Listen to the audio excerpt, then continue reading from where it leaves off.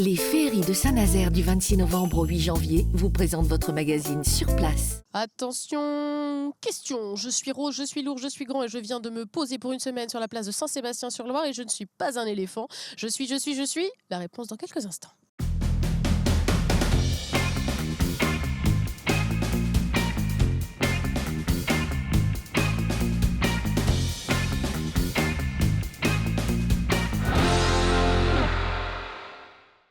Bonjour à tous et bienvenue dans Sur Place, l'émission qui se déplace là où se passe l'actu. Et l'actu aujourd'hui, elle est à Saint-Sébastien-sur-Loire qui accueille un gros container rose. On va vous parler du grand débat sur la transition énergétique. Il a déjà démarré et va durer jusqu'à la fin du mois de mars. Et notre défi, notre mission, si nous l'acceptons et nous l'acceptons, vous parler de ce grand débat en tâchant de vous intéresser et de vous dire en quoi cela vous concerne. C'est parti.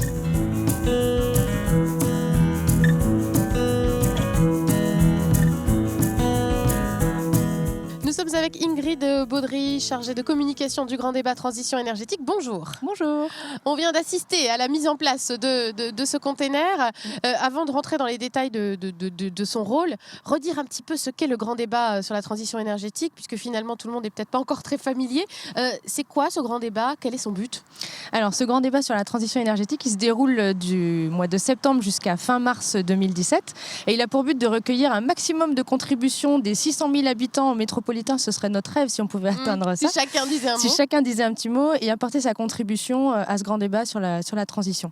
Voilà, les élus se sont dit on ne peut pas faire tout seul, on a besoin de l'avis des gens. Exactement. L'idée, c'est vraiment de faire en sorte que chaque habitant puisse s'exprimer sur ce sujet-là, parce que ce n'est pas juste un sujet des élus, c'est un sujet des élus, des acteurs et des habitants du territoire. Et pourquoi cette thématique ? Pourquoi cette thématique ? Parce que du coup, ça devient quand même urgent d'agir sur la transition énergétique pour préserver la planète, mais aussi faire en sorte que sur le territoire, on puisse passer à autre chose au niveau énergétique. Transition énergétique, ça veut dire quoi pour tout le monde? Parce que c'est pas facile comme terme. Hein. Alors c'est la question. C'est vrai que c'est pas évident comme terme. Pour faire assez simple, c'est passer des énergies fossiles à un mix d'énergie composé essentiellement d'énergie renouvelable. Ben voilà, super, voilà. Facile. Ouais. Et donc pour contribuer, comment on fait? Comment les gens peuvent participer si la thématique les intéresse? Alors il y a plusieurs moyens de contribuer. En fait, le plus simple, c'est d'aller sur le site internet du Grand Débat, donc nantransitionénergétique.fr. Et là, vous avez plusieurs espèces de contributions possibles selon que vous êtes un particulier ou que vous êtes un collectif. Et du coup, pour faciliter cette contribution et faire savoir que le Grand Débat existe, eh bien, on a donc ce container qui voyage dans les communes. Qui est bien voyant. Un container tout rose aux couleurs du Grand Débat qui voyage dans les communes et les quartiers nantais de septembre à mars 2017. Et il a déjà voyagé justement avant d'arriver ici. Quels sont les premiers retours? Comment ça marche? Eh bien du coup, les habitants sont vraiment contents parce que ce container leur permet de mieux appréhender la thématique de la transition énergétique qui, c'est vrai, de prime abord n'est pas tellement simple à comprendre. Et puis, le terme est compliqué, ce qui recouvre, on est un peu plus familier, voilà, c'est le terme. C'est ça. Et du coup, ça leur permet de contribuer directement dans le container s'ils ont une idée à poster, et puis tout simplement d'en savoir un petit peu plus sur en quoi ça consiste la transition énergétique. Alors c'est peut-être encore un petit peu tôt, mais bon, il a déjà été à Couëron, à Saint-Aignan de Grandlieu, il va aller à Saint-Herblain, à Saint-Jean-de-Boiseau notamment, oui. À Nantes aussi. Il y a déjà des idées qui ressortent? C'est compliqué, on ne peut pas vraiment parler d'idées qui ressortent pour l'instant, parce que en fait, l'idée c'est aussi que chaque contribution soit étudiée de façon équitable par la commission du débat, qui est donc composée de 4 citoyens indépendants de la métropole. Donc on ne peut pas vraiment faire ressortir quelque chose plutôt qu'une autre. Pour l'instant, on n'a pas encore les grandes tendances. On va travailler là-dessus en début d'année. Là. Parce que c'est vrai que sur la Loire, il y a eu des choses qui s'étaient dessinées assez vite, notamment sur la traversée de Loire, un pont, un transborder, il y avait eu des choses, nouveau franchissement, voilà, c'est le mot qui me manquait. Oui. Est-ce que là, il n'y a pas... Alors, disons qu'il y a des choses. Oui, voilà. il y a 4 questions au niveau de ce grand débat qui portent soit sur les modes de vie, soit sur les paysages dessinés par la transition énergétique, l'accès à l'énergie au niveau social ou géographique, ou encore l'innovation. C'est vrai que sur les modes de vie, il y a beaucoup de choses qui viennent parce que c'est peut-être plus immédiat, c'est peut-être plus facile aussi de proposer des choses à ce niveau-là. Donc on sent qu'au niveau de ces contributions-là, il y a beaucoup de choses.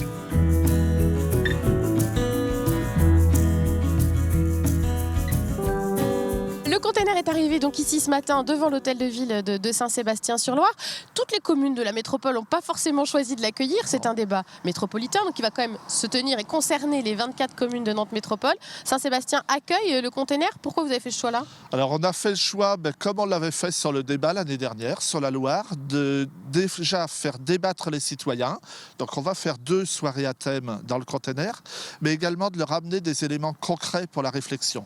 Parce qu'il y a bien sûr les documents socles qui sont en accès libre à la mairie et à la médiathèque. Qui font 150 pages. 150 pages, donc oui, il faut déjà avoir un petit peu de temps pour les lire. Donc là, une exposition, quelqu'un qui veut s'intéresser un petit peu à la transition énergétique peut venir chercher de l'information et même amener une contribution très facilement du container. S'il a une petite réflexion qui lui vient, il n'y a aucun souci, il amène cette contribution via des ordinateurs qui seront branchés dans le container. Ce qui se passe, c'est que vous avez aussi l'intention, j'imagine, que les Sébastianais se promènent et puis passent devant et se disent qu'est-ce qui se passe, parce qu'ils ne sont pas forcément au courant. Bien sûr, on a choisi d'amener le container cette semaine de manière à faire une synergie entre 2 événements. Dans le gymnase que l'on voit peut-être un petit peu derrière le container a été montée, le temps des fêtes de Noël, une patinoire. Donc bien sûr, avec la publicité qu'on en a fait auprès des écoles, beaucoup d'enfants vont venir. Les parents peuvent profiter d'un verre de vin chaud, mais peuvent aussi venir un petit peu se cultiver sur la transition énergétique dans le container. C'est pas incompatible d'avoir une patinoire pour la transition énergétique? Non, parce qu'on a fait le choix d'une patinoire qui n'utilise pas de glace. C'est une résine spéciale, donc il n'y a pas de fluide frigorifique et donc pas de dépense d'énergie sur notre patinoire. Il y avait un piège, donc c'est vrai, vous n'êtes pas tombé dedans. On sait que pour les grands débats, c'est pas toujours facile de mobiliser les gens qui voient pas tellement comment ils peuvent être impliqués, qui ont peur aussi que leurs décisions, enfin leurs idées ne soient pas suivies des faits. Comment on fait pour intéresser les habitants, en l'occurrence là, les habitants de Saint-Sébastien? Nous, on lance donc 2 soirées à thème durant cette semaine d'exposition. Donc une soirée vraiment grand public qui aura lieu demain soir, donc mardi, qu'on appelle une soirée nudge. Alors nudge, un terme un petit peu barbare. Un nudge, par exemple, qu'on utilise nous tous les jours, c'est quand on va dans un hôtel. Dans le temps, tous les jours, on vous changeait tout votre linge de toilette. Aujourd'hui, dans les hôtels, si vous mettez une serviette par terre, c'est qu'elle est sale et on vous la change. Et si vous laissez la serviette accrochée, c'est que vous la considérez encore propre.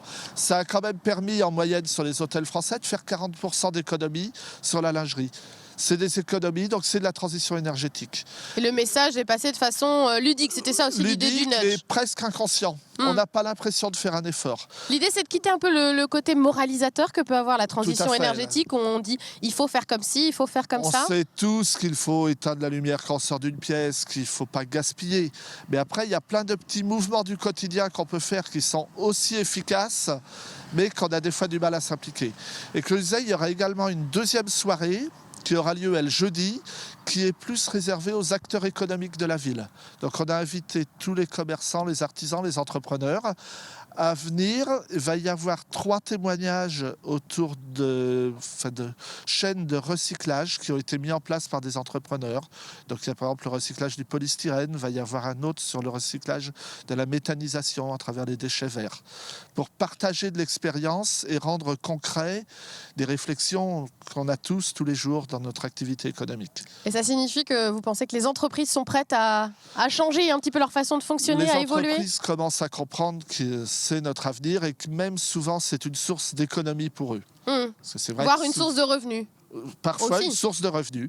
La personne qui va venir nous parler d'une filière de polystyrène, du recyclage du polystyrène, c'est-à-dire le polystyrène, hydrocarbure très polluant, lui a réussi à en faire une source d'économie pour sa société. Donc ce que vous dites aussi, c'est qu'il y a des choses qui existent déjà, de toute façon. Le débat sur la transition énergétique ne va pas non plus réinventer l'eau chaude, entre guillemets. Il y a déjà des choses qui se font, y compris au niveau de la ville. Qui se font. On a un autre témoignage qui va être fait par une grande surface, qui, elle, bien sûr, comme on voit pour les citoyens, reprend tout ce qui est ancienne ampoule, les cartouches d'encre, mais reprend aussi les cartons usagés, fait d'essayer au maximum de récupérer ce qui pouvait hier paraître être un déchet, qui en été reste une matière première. Est-ce que toutes les idées vont être étudiées ? Toutes les réflexions sont bonnes à avoir. Après, il y a des utopies, un petit peu, il y a des choses. Mais des fois, il vaut mieux pousser la réflexion trop loin pour en faire au moins une partie que de se brider et aboutir à presque rien. Moi, je trouve qu'il vaut mieux avoir vraiment des idées. Moi, j'anime un groupe de réflexion donc, auprès d'acteurs économiques. Il n'y a aucun frein à la réflexion. Alors, on travaille plus sur ce qu'on appelle l'uberisation de l'économie. Mais parce que comme les c'est Uber, plus hein, ces proche, fameux voilà, les taxis. les taxis, on ne devrait pas dire ça comme ça, enfin, des VTC, des voitures avec chauffeur. Voilà. Mais l'uberisation peut passer dans plein de domaines. Et c'est des réflexions que l'on a actuellement avec les chefs Et d'entreprise. pourquoi pas dans le domaine de l'énergie aussi alors? Oui, c'est ça tout à fait. Alors, ce qui est le déchet de l'un peut être le produit de l'autre. Donc C'est le cycle. Voilà, recréer. Si on regarde un petit peu dans le rétroviseur, il y a eu aussi le grand débat sur la Loire auquel la ville a participé évidemment au sein de la métropole et que vous avez suivi aussi. Est-ce que vous avez été satisfait de ce que ça a donné? Est-ce que la participation des habitants était au rendez-vous et aussi gage de réussite pour la suite? Alors le grand débat sur la Loire, je dirais, a été une belle réussite. Même ce matin, pendant que le conteneur s'installait, on était en conseil municipal où on a voté une subvention pour la remise en eau du Boireau, donc près des îles, qui est un tout petit cours d'eau parallèle à la Loire, mais qui était très envasé. C'est issu du grand débat sur la Loire? Oui, tout à fait. Ça a été un des débats de se dire, mais les îles Forget et Pinette sont de moins en moins des îles, donc il fallait les remettre en eau. On a eu une réflexion autour d'inscrire le long du boulevard des Pas Enchantés, pour ceux qui connaissent Saint-Sébastien, une piste cyclable dans l'itinéraire Loire à vélo. Donc ça, c'est en cours de réalisation. Donc ce que vous dites, c'est voilà, il faut inciter les gens à participer parce que ça a des suites. Ça a des suites, tout à fait. C'est pas juste de la réflexion un petit peu philosophique sur notre planète demain, c'est notre vie de demain. Mais notre vie à assez court terme. Dans 5-10 ans, il y a des gens qui se diront « Ah, j'avais vu ça à Saint-Sébastien dans un conteneur rose. Ouais. » Voilà, et on se dit rendez-vous dans 10 ans, alors comme dans la chanson, pour voir si ça, voilà, si ça a vraiment eu des suites. Merci beaucoup, monsieur Vaupérin. La transition énergétique, c'est nous, c'est écrit dessus, c'est toi, c'est moi, plus tous ceux qui le veulent. On en reparle dans quelques instants, restez avec nous.